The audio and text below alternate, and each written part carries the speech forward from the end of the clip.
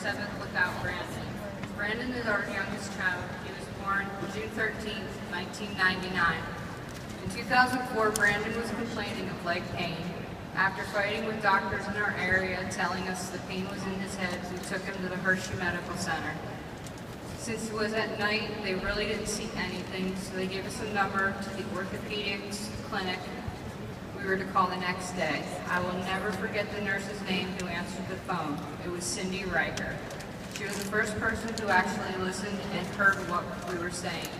Brandon had blood work done at our local hospital, and we had a copy of the results. As I was giving her the numbers, she kept going back to a specific number asking me if I was sure. I told her yes, and she told me she needs to speak with the doctors and she will call me back in an hour. Within a half an hour, she called back and set up an appointment with Dr. Groh. Dr. Groh is a rheumatologist. I thought, great, it's something we can deal with. Little did I know that phone call would send us on the craziest roller coaster ride ever. In April of 2004, Brandon was diagnosed with neuroblastoma. Within 2 days of seeing Dr. Groh, Brandon received his first round of chemotherapy. A lot happened on those first few days. I remember this guy Greg coming into our room like a tornado. He gave me papers to fill out and sign, handed us food vouchers for the cafeteria and gas vouchers. He told me he was a social worker with the 4 Diamonds Fund. I had no idea what that was until a couple weeks later. Greg came back into our room on our next admission. Again, he handed us food vouchers and the gas voucher. He also explained about the 4 Diamonds Fund and what they do. He told us we would not see a medical bill for Brandon related to his cancer. They also helped with auto repairs and household expenses up to a certain amount. We never received a medical bill, and thankfully we had the 4 Diamonds, where we would receive a bill every month, along with a stab in the heart. I couldn't understand how the funding was there to pay for all that. That's what Greg told us about THON. We didn't understand the magnitude of what he was saying, so he gave us a video to watch. We watched in amazement. We couldn't understand why all the students were doing this for people they don't know. We missed THON 2004, but filled out paperwork for THON 2005. There was a spot asking if we would like to be adopted by an organization. We checked yes, not really knowing what that meant. We were paired up with the Blue and White Society. We met our dancers at our home before THON, and it was nice meeting them. THON 2005 was so overwhelming, I wasn't sure if we would go back. Craig couldn't go that year because he had to work. So we decided to give it one more try so Craig could experience it. And I'm so glad we did. Brandon was in no evidence of disease and was feeling great. He was shy and didn't want to go anywhere without us, until we met Trevor, one of our dancers. He broke Brandon out of his shell. He took him to play the color war games. At first I was nervous, even went to get him a few times. Seeing that smile on his face, I got over it real fast. When we left THON that year, Brandon cried. He missed Trevor, his best friend. Trevor gave him a cake that Brandon kept on the corner of his bed till the day he passed away. Brandon relapsed in April of 2006, 2 years to the day of the original diagnosis. The next year, THON 2007, Trevor was our family relations contact. Brandon and our family were excited. Brandon took Trevor on a tour of the hospital. They played football in our backyard. We are still in touch with Trevor. He, along with other Penn State alumni, do a fundraiser for the 4 Diamonds Fund and the Mattel Children's Hospital UCLA. Trevor is still standing for Brandon. In 2006, we did about 8 months of outpatient chemo. At that point, the chemo was hurting him more than helping him. So at the insistence of Brandon's doctor at Hershey, we went to Children's Hospital of Philadelphia. The 4 Diamonds Fund helped with transportation. While CHOP has Dr. Maris, one of the top neuroblastoma researchers, and can do trials other hospitals can't, Brandon was sure to let the nurses know they were not as good at accessing his court as his nurse Holly at his real hospital.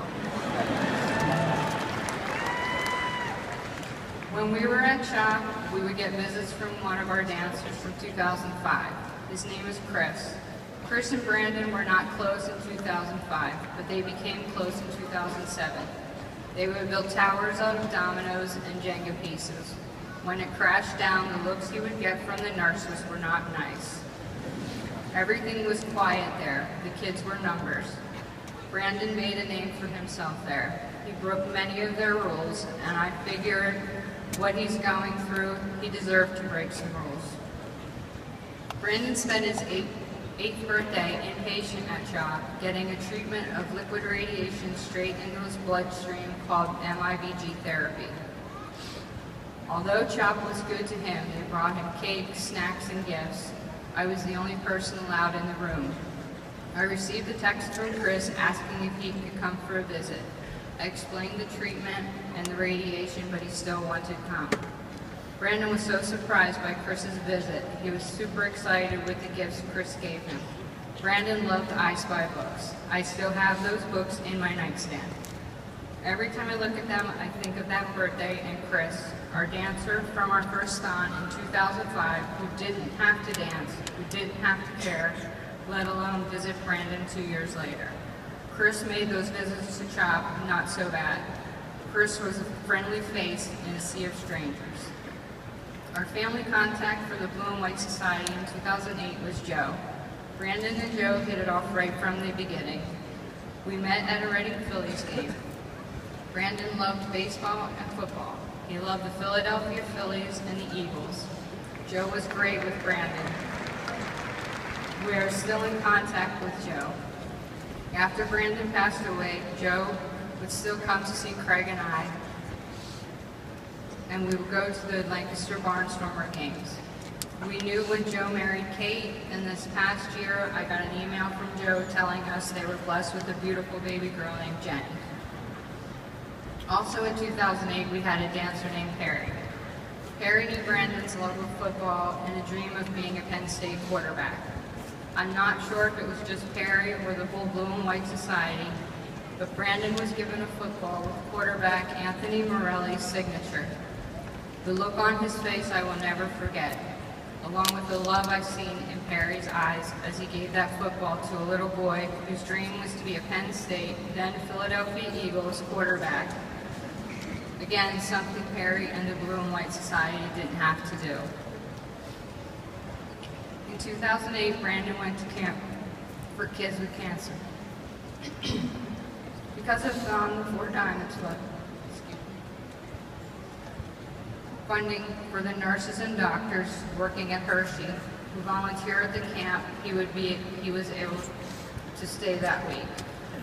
Because an hour after dropping him off, we received a call from Brandon's stepmom, Nurse Melissa, that Horizon Healthcare will be dropping off supplies and we needed to bring them to camp.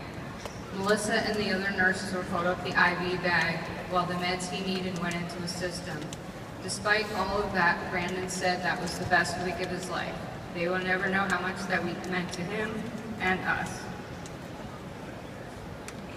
In October 2008, Brandon earned his Angel Wings. A lot of members from THON came to his funeral, along with many 4 Diamonds families. We didn't realize the impact Brandon had on so many lives.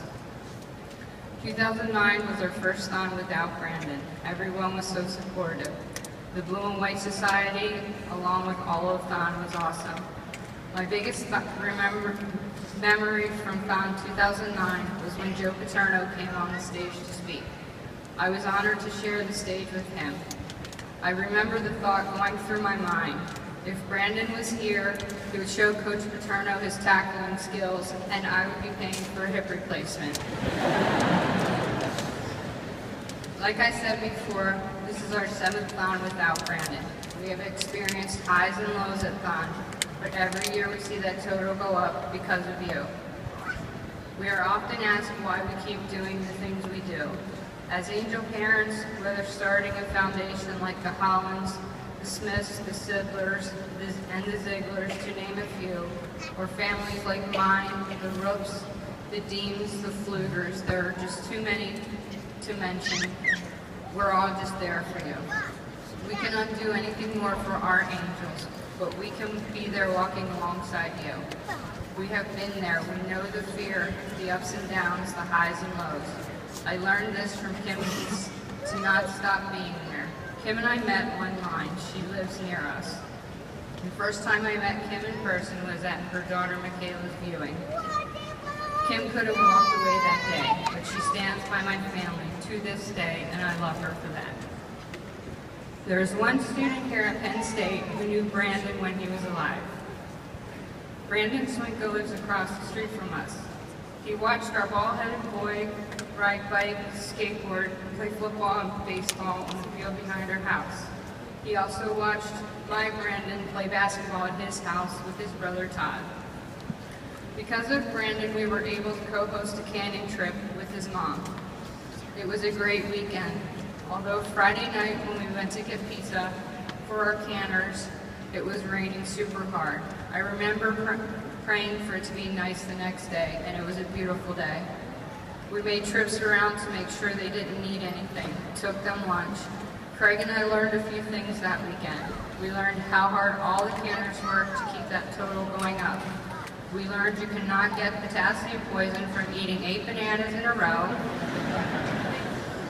And while watching the Penn State football game, we learned that we needed to do the arms up for Ficken and have done it ever since. We even have our grandson Donovan doing it.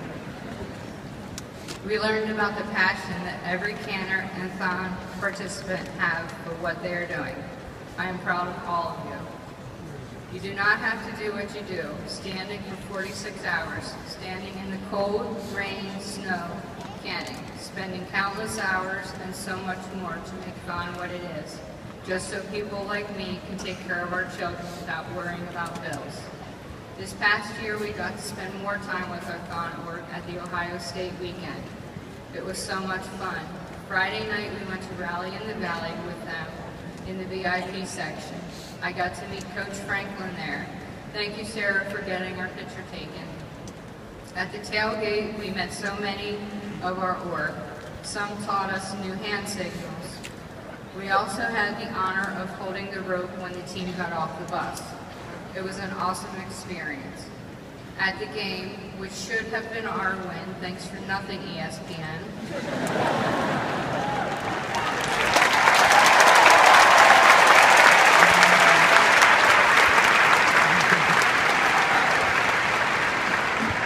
Living on a Prayer was played.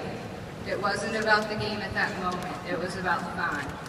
At the halftime show, the band did a tribute to the Four Diamonds and having a THON child help hold the banner. Again, it was about THON. Listening to former students explaining THON to their friends and people just sitting there listening. They had such pride on their faces as they did this. Again, all about THON. Before April 2004, when I thought of Penn State, I thought of football and Joe Paterno. Now Penn State is all about THON. Penn State is THON. THON is Penn State. Although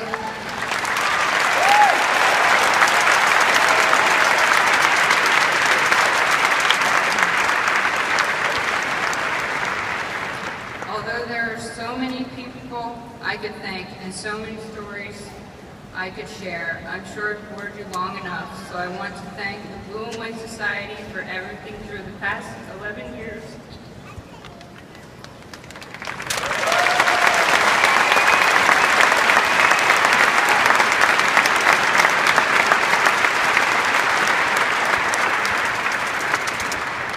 Hoping for 11 more, but praying not to need them.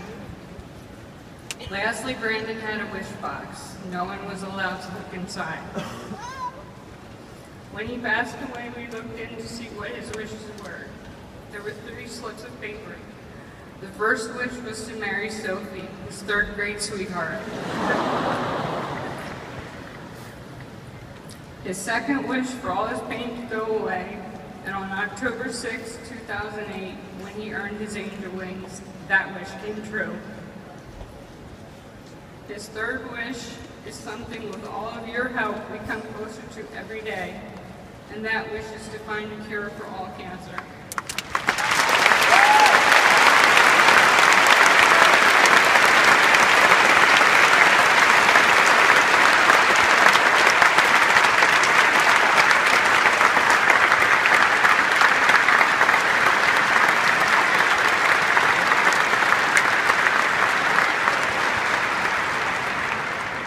To the past, present, and future THONers for what you don't have to do, but so thankful you do.